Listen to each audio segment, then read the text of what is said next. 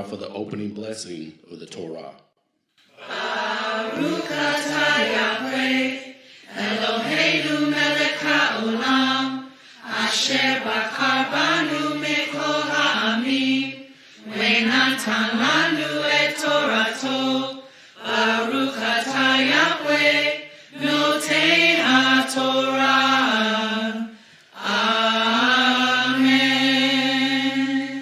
Blessed are you, Yahweh, our power, King of the universe, who has chosen us from amongst all people by giving us your Torah.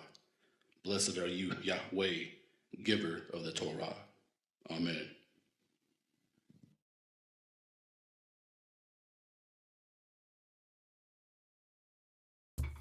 Shalom to the chosen, to the elect, to the remnant, to the called, to those that seeking for righteousness in these last days, for those who are going to escape from Babylon and scream, "Where's the way to Zion?" This is a message today. The head of a new season is approaching, which means it's time for us to get prepared for the fall feast. But first, I want to give praise to Yahweh El Elyon, our Father in heaven, and to his son Yahushua, who is the priest standing in the heavens at the right hand of Yahweh, giving a daily sacrifice as we continue to die daily. And to the Malik Yahweh, also known as the Holy Spirit, the angel of Yah, holy, holy, holy, to the three of them. So the lesson on the time has not been released yet, but trust that the knowledge will be given to the elect in Yah's timing. As everybody know by now, we keep the Enoch's calendar, and it's based on the testimony of what has been given to us in the Word by the Spirit of the matter. We know that man has messed up time through the fall of the knowledge of the tree of good and evil, but in the end, actually time is waiting on us. The Enoch calendar is 364 days per year, with 4 seasons composed of 90 days. There are 4 intercalated days, or heads, each of which represents the beginning of a new season and the sound of the trumpet, with the understanding that a day starts in the evening and it ends in the following. Rosh Hashanah, also known as the blowing of the trumpets, begins this year September the 6th, Wednesday evening, and it ends on Thursday, September the 7th at evening. So this is a full 24 hours. This day does not fall on a Shabbat, but it is a Shabbaton, which means that we keep it as a Shabbat. So there's no working, no cooking, or kindling a fire, no buying, no selling, no doing any type of servile work. And the purpose of this day is to bring into remembrance our sins, confess them, and repent of them. We know that the blowing of the trumpets, this feast, is the prophets screaming from their throat, commanding the people, showing them their sins so that they can turn away, and that we can also have that opportunity to dwell with our Father. So again, the trumpet is the mouth of the prophet screaming out, warning the people that trouble is coming and you need to repent, and if you don't repent, then you'll get caught up in Yah's wrath. Leviticus chapter 23, starting at verse 23. Yahweh spoke to Moshe, saying, "Speak to the children of Israel, saying, in the 7th month, on the 1st day of the month, there shall be a solemn rest for you, a memorial of blowing of trumpets, a holy convocation. You shall do no regular work. You shall offer an offering made by fire to Yahweh." This time of reflection continues on for 10 days leading up to Yom Kippur, which is also called the Day of Atonement. This is also the time, if you haven't already, make it right with your brethren before entering into the next holy day. So the next feast day we have here is the Day of Atonement, which is also known as Yom Kippur. And this day represents the Day of Judgment, when we want our names written in the book of life, and that Yahweh will remember our sins no more. This day actually falls on a Shabbat, and it always should be on a Shabbat. And it's a Shabbat Shabbaton. It is the most high holy day of the Shabbats of the year. We are commanded to fast a whole 24 hours. A fast is no food and no water. The food that we're going to be eating during this time is going to be the word. So we're going to feast on the word of Yah during this time. However, if you have a child that is under the age of 3 years old, then you may give them food and water. But the other children, they can fast during this day. Let's make sure before Yom Kippur comes in, eat your meal about 2 hours before, just so that your food can be fully digested. And again, this day represents us bringing a true sacrifice to Yahweh. The sacrifice is your true repentance from all your sin and a renewing of your mind. For in Yah's sight, it is not enough to stop doing the sin, but to have a new mind, to cleanse our conscience of the sin, and to have a new heart about it. So by the time we enter into Yom Kippur, you should have already confessed, you should have already repented. This is just the outward appearance of us afflicting our souls, showing our Father that we're remorseful, that we're sorry, and that we have a contrite heart about the things that we've done contrary unto Him. By the time we enter into Yom Kippur, the confession and the repentance should have already been done. Then, 5 days after Yom Kippur is Sukkot, also known as the Feast of the Booth of Tabernacles.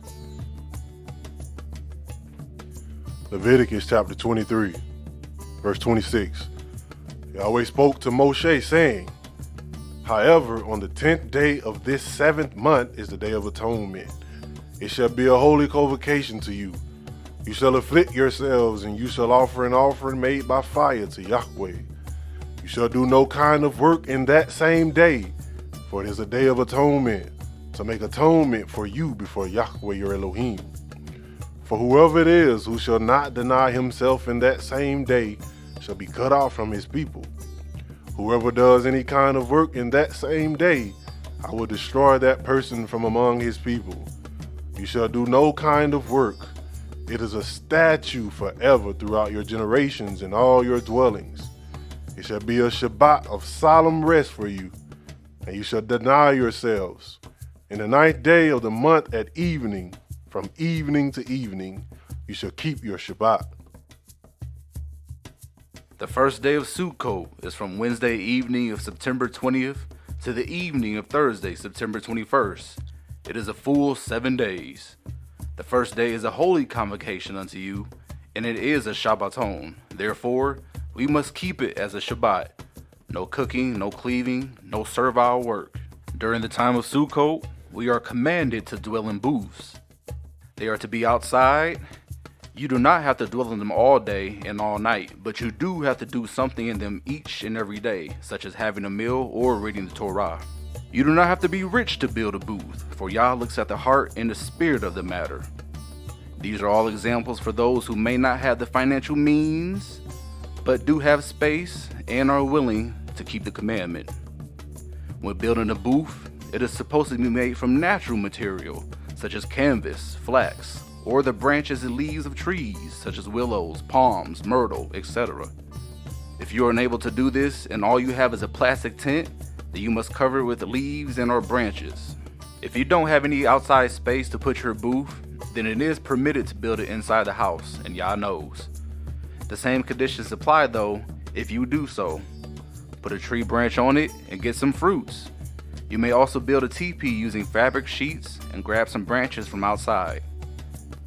You can put whatever fruit you want on there, but ultimately, the fruit represents the fruits of the Spirit. The tree of life, the protection and covering we're supposed to be covered with when we alter and change into our new bodies. During Sukkot, we also wave the sheaf offering to acknowledge Yahweh and what He has done for us. We say this prayer 4 times, once in each direction, north, south, east, and west, while waving the sheaf. This is Psalms 103:1. This is the prayer in Ivrit and in English. Baraki nafshi et Yahweh, v'chol kirabeh et shem kadesho. Blessed be Yahweh, O my soul, and all that is within me. Bless His holy name. Hallelujah. Leviticus 23, starting at 33. Yahweh spoke to Moshe, saying, Speak to the children of Israel, and say, On the 15th day of this 7th month is the Feast of Booths for 7 days to Yahweh. On the first day shall be a holy convocation. You shall do no regular work. 7 days you shall offer an offering made by fire to Yahweh. On the 8th day shall be a holy convocation unto you. You shall offer an offering made by fire to Yahweh. It is a solemn assembly. You shall do no regular work. These are the appointed feasts of Yahweh, which you shall proclaim to be holy convocations. To offer an offering made by fire to Yahweh, a burnt offering, a meal offering, a sacrifice, and drink offerings, each on its own day. In addition to the Shabbats of Yahweh, and in addition to your gifts, and in addition to all your vows, and in addition to all your freewill offerings, which you give to Yahweh. Verse 39, so on the 15th day of the 7th month, when you have gathered in the fruits of the land, you shall keep the feast of Yahweh 7 days. On the first day shall be a solemn rest, and on the 8th day shall be a solemn rest. You shall take on the first day the fruit of majestic trees, branches of palm trees, and boughs of thick trees, and willows of the brook. You shall rejoice before Yahweh your Elohim 7 days. You shall keep it as a feast to Yahweh 7 days in the year.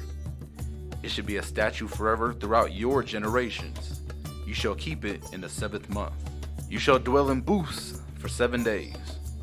All who are native born in Israel shall dwell in booths, that your generations may know that I made the children of Israel to dwell in booths when I brought them out of the land of Egypt. I am Yahweh, your Elohim. So Moses declared to the children of Israel the appointed feast of Yahweh. The 8th day begins the evening of Wednesday, September 27th, and ends the evening of Thursday, September 28th. This is a full 24 hours, evening to evening. It is a closed assembly, a holy convocation unto you. This day is also called Shmini Atzeret. This day is a Shabbaton, and we treat it as we do a Shabbat. It represents a new beginning, a day of transformation, when Yahweh manifests the last trump, where we'll be changed in the moment of a twinkling of an eye, and we take on a new body of life. Hallelujah.